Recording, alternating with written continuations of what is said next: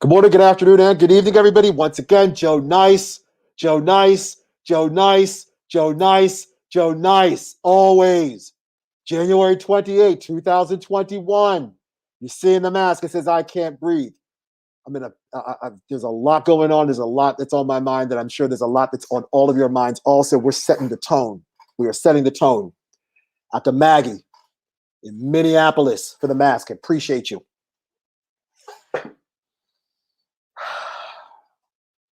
Whatever you all want to talk about is fair game. If you want to jump on with me, you can do that. You know how to find me. I'm right here. I'm here all day. I'm here all day. Felix said, hey, man, what's going on, Felix? What it is, buddy? How are you? What's happening? What's happening? How's life? How's everything going? What's happening? Let me know what's good. Dub City Stepper saying, hey! You see what the shirt says? It says, what's going on? What's going on? Let me know how I'm sounding. I had some audio issues about a couple of days ago. People saying, Joe, you sound muffled. You doesn't sound right. Let me know if I'm sounding right and if I'm sounding tight, please. Dub City Stepper saying, what's going on? Saying sounds good. We like that. I like sounding good. That's how I do it out here. No time for whackness, no time for BS. Crisp. Clear. Crystal clear. That's what it is. Crystal clear. Look, I'm beyond tired of everything that is happening in the United States right now. Beyond tired. Still no stimulus. Money for war. Money for Wall Street. I don't know if you all saw what happened recently with Reddit and GameStop. Reddit and GameStop figured out how to beat Wall Street at their own game. And I purposely use that phrase, game, because that is what Wall Street does. They play games with people's money. All of them. And they said, hey, you know what? We're going to figure out how to do this short sale thing. And then we're going to take all the money from out of these hedge funds. We're going to take all the money out of these hedge funds. So when Wall Street does it, it's okay. When homeboy in the basement figures out how to do it, oh God, no, we can't have that. We can't have that. We need more regulation. We can't have this happening. But when Wall Street is allowed to go ahead and loot from society, hey, no problem. It's okay. It's all good. Take my money, please. Take it. These people offer nothing to society. These people have no value for anything except stealing your money.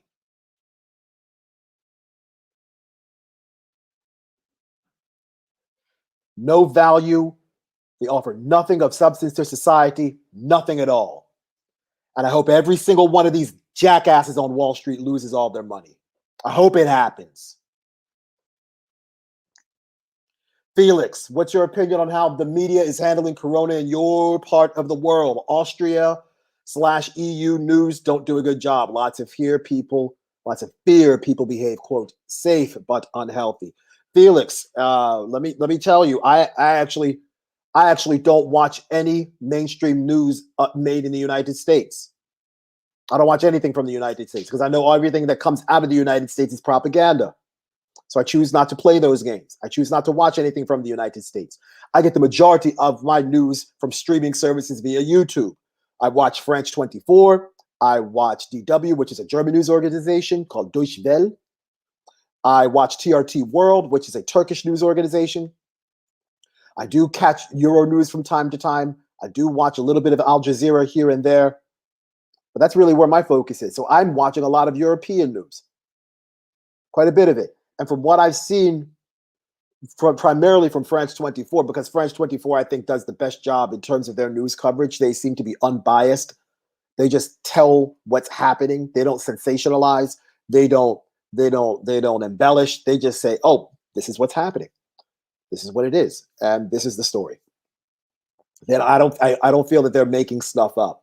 So what I've seen for France 24 is that there's a lot of countries that are going to be going under another lockdown soon. France is talking about a potential third lockdown.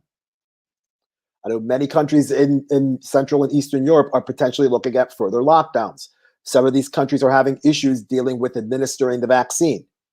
But unlike many of your countries in Europe and my country has no health care for everybody and has a problem with figuring out how to get a vaccine to people and has a problem figuring out how to make sure people are financially solvent when the government said, hey, we're taking your jobs from you, stay home.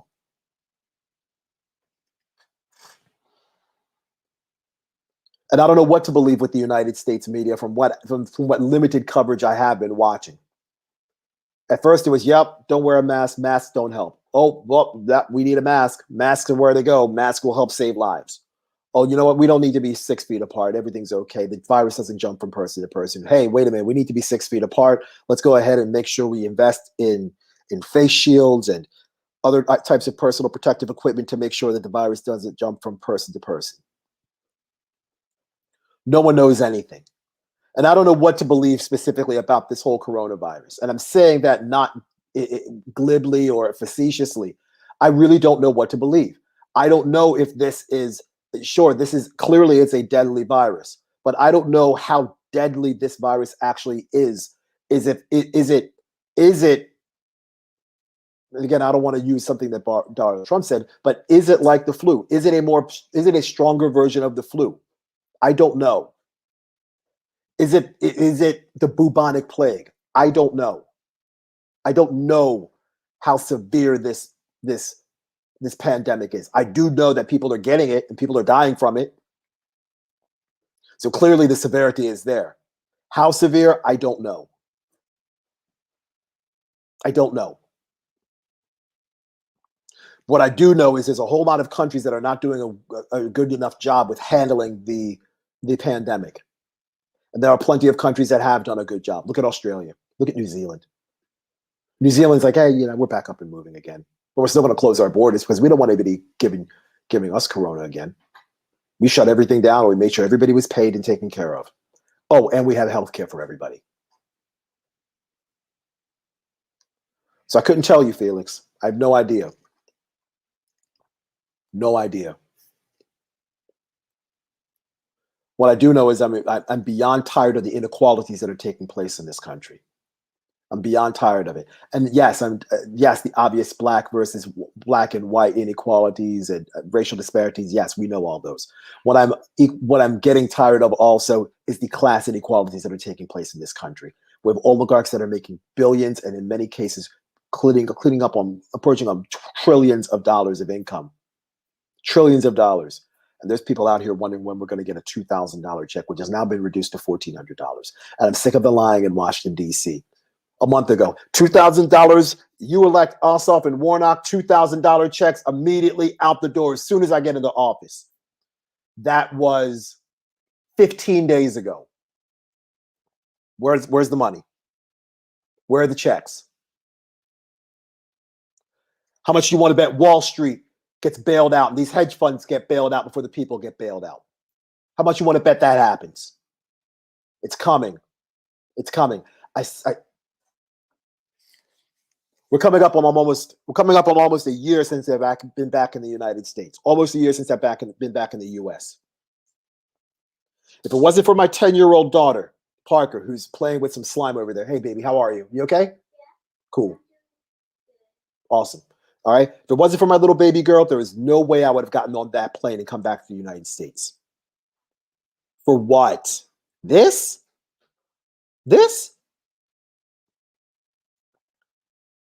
A country that can't get its priorities straight?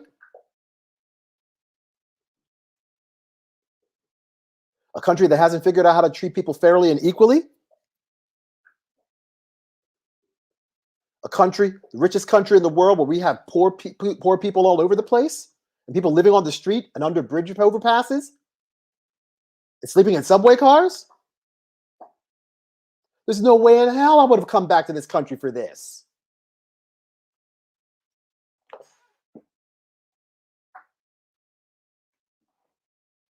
John's saying these parties don't care or work for the people anymore if they ever did. They damn sure don't. They don't.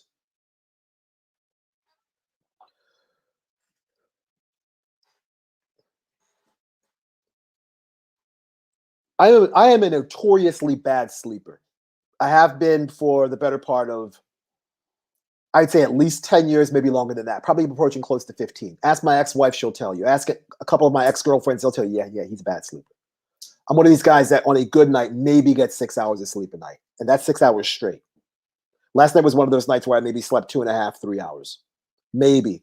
So on my phone, I ended up watching a documentary on RT. It was titled, I think it was called Black People and the USSR. And there's a group of Black people that live in the USSR, which is now part of one of those countries, is now Russia. One of those republics is now Russia. And they talked about how there was a group of people that migrated to Russia in the 1930s, and they grew up in Russia and lived in Russia and have living wonderful lives in Russia. And they basically said, yeah, you know what? Yeah, there was a little bit of racism here and there, but it wasn't nearly to the degree that it was in the United States. And the Russian Constitution, they basically were saying, yeah, the Russian Constitution, it allows for civil rights and human rights in the Constitution.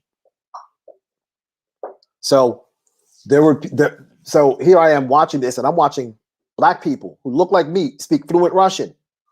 And they're like, yeah, it's a wonderful life in Russia. I've lived a wonderful life. I was able to go to school for free. I had wonderful health care. There's no racism here. People don't discriminate against me. When I see a police officer, they're there to help. They're not looking to shoot me or kill me. And when I saw that, I had to put the phone down, and I had to really have a deep think about everything. Because again, so much of what I do when I travel around the world is I go to places, and it's rare that I go somewhere outside of the United States where I feel racism, where I feel weird. Sure, you get some of that in London, you get some of that in Amsterdam, you get some of that in Brussels. But the further away I get from populated places and places that have had some sort of recent conflict, sociopolitically, the less racist those places are. So this is exactly why I love going to Eastern Europe and the Balkans and the former Yugoslavia. Love it. Love it.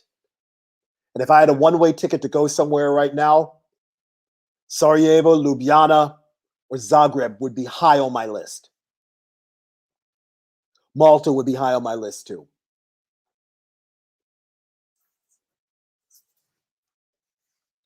Because, you know, in a lot of these other countries, they actually treat people like people.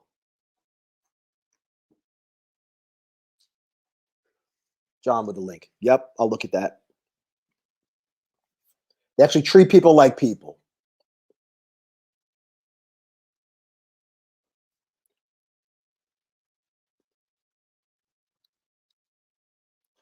Earlier this week, I was part of a conversation with Taylor McNally, Betty Johnson, Eric Rush, a bunch of wonderful people as part of the weekly check-in, the inclusivity check-in that happens every Monday as part of the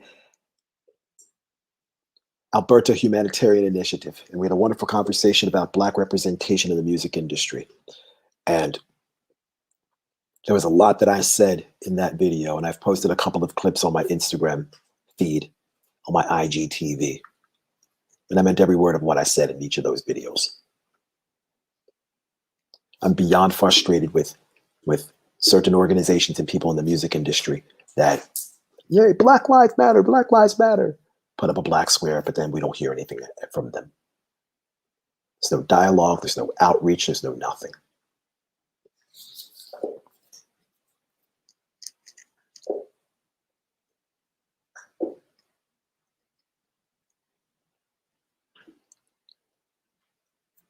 And I've been saying this. I think summer 2021 is canceled. Here we are, January 28th, and we're just now slowly beginning to get the vaccine administered. And that's just for old people and frontline workers. And many of them have only had one jab. You got to get 2 jabs for complete immunization.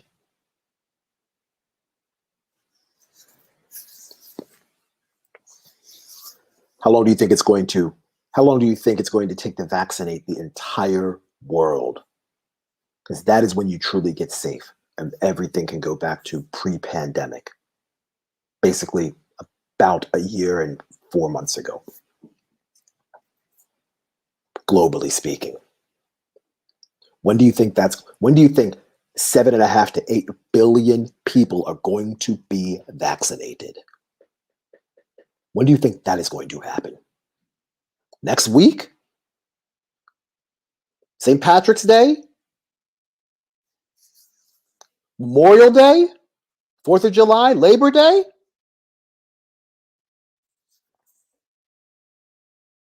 Halloween? Thanksgiving? New Year's Eve?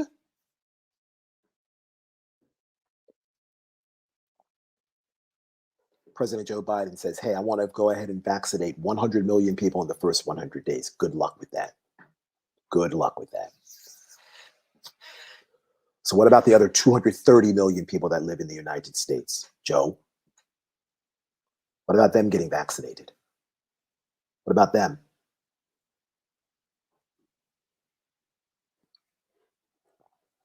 This is what we're dealing with. This is what we're dealing with. We're dealing with a country that has no idea what the hell to do. None. None. I am slowly reaching a point where I just want to get out of the United States and start my life over somewhere else. I really honestly am. Because I'm tired of the bullshit and the fuckery here. Completely. Completely. And if any of you have the familial means to do so, genealogically speaking, you have a grandmother or a grandfather from another country, and you could possibly get a residence permit or a citizenship in another country, look into it. Look into it. Lucky for me, I was born in another country and I have parents that were born in a third country. And I'm working on getting the Trinidad paperwork right now. So I'll have citizenship in all 3 countries. When this whole thing kind of settles down and everybody has the scars from being jabbed twice with a virus, with a vaccine, I gotta look to get somewhere else because I don't want to die in this country. And I don't want to get old in this country either. John, there isn't enough herb on this planet to help my anxiety with all this going on. I've lost 2 friends. I'm sorry to hear that, John. I'm sorry to see that. Lost 2 family members to COVID. I'm also sorry to see that, John. And one of my family members is in the hospital with it. John, I hope your family member pulls through. This country has lost its way a long, long time ago. We put financial institutions above their own people. Absolutely. Absolutely. That's exactly right, John. I'm sorry to see all this tragedy is taking place in your life personally. And that's sad to see. One of my dear friends and mentors, my dear friend Tatiana, she's lost, I think, 5 family members due to COVID. 5. And I know she is much like me. She left the country also. She went and lived in Panama, but then when the COVID hit, pandemic started, she came back to the US. I left the United States June of 2019, was living in Canada, touring around, having a great time, living with my now ex-girlfriend, and I came back here. I came back to the United States. And now the job hunt is on. Still looking for work. I know she's looking for work, and she has a PhD. I have 2 master's degrees.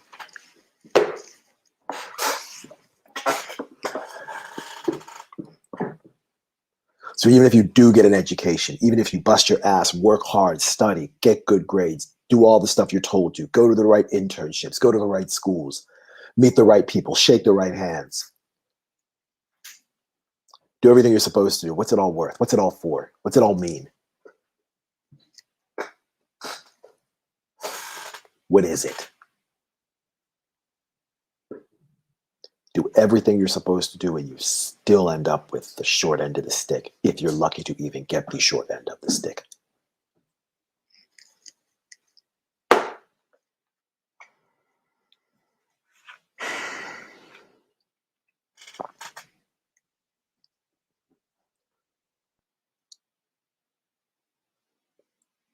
Want worker strikes?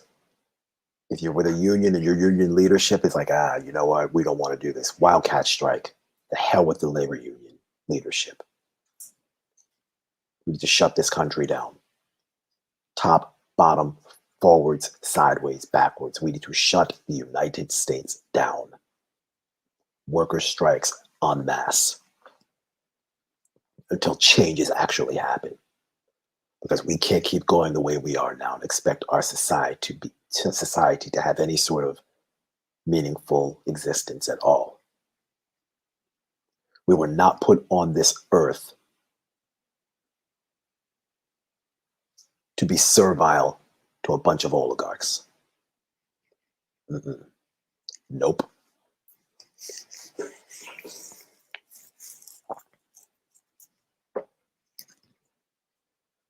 Mass worker strikes, we need to shut this entire country down.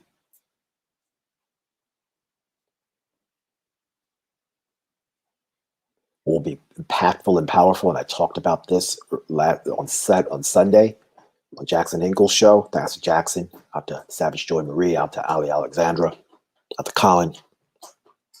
So a powerful gesture would have been the NBA during last season's playoffs in the bubble saying, we're not playing anymore. An even more powerful gesture would have been the NFL saying, we're not playing this year. We're taking a knee. Oh, and we're not even taking a knee. We're taking a seat. When all these billionaire owners decide to do something and talk to their people in Washington, D.C. to get the people what they need and want, then we'll go ahead and think about playing again. But we're not doing this anymore. That's the kind of solidarity, class solidarity and worker solidarity we need. Because guess what? Professional athletes are workers also. It takes work to run up and down a basketball court, even though you're playing a game. And they're being paid for their labor. They're being paid for their talent.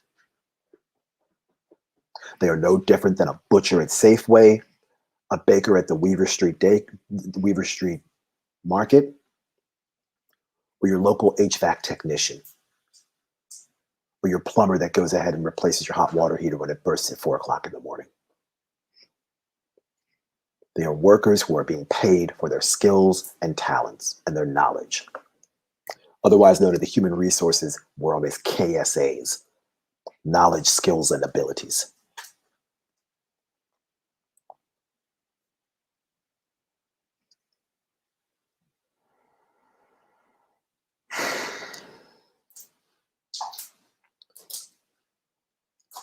My daughter's playing with slime. She actually made her own slime. Glue, borax, and water. She's going in. I said everything that I really want to say for right now.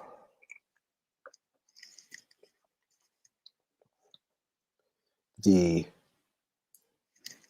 I know some of us are dealing with anxiety. Some of us are dealing with other personal health issues or mental health issues. I understand that, and I'm cognizant, and I acknowledge everyone's personal difficulties at this time. I understand that. We all got something that we're all dealing with somewhere along the line, one way or another. Mine isn't anxiety at all. It's anger.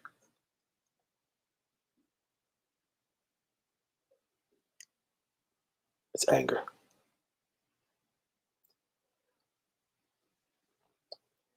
There are days when I wake up where I feel incredibly dangerous, where I feel as if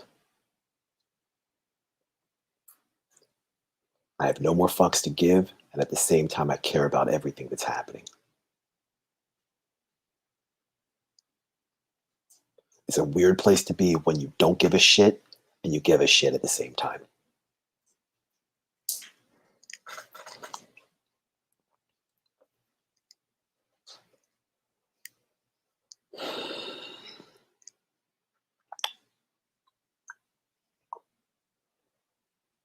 Park and I are going to make some morning glory muffins in a little bit.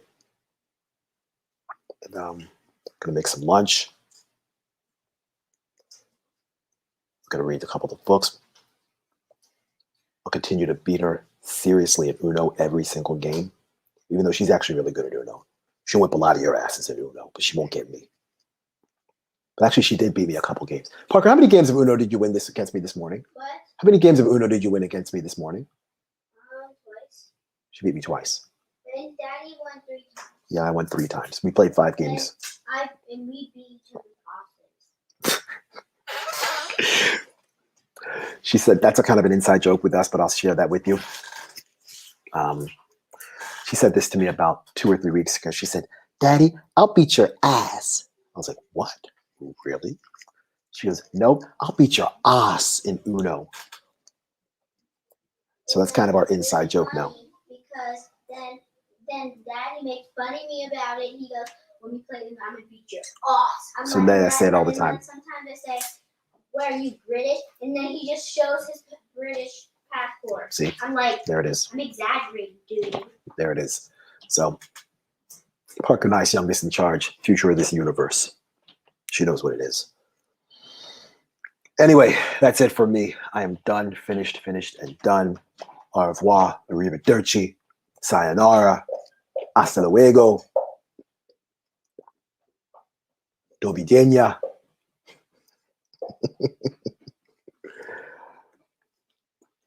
Buongiorno, bom dia, dobry den, dobry dan. Peace.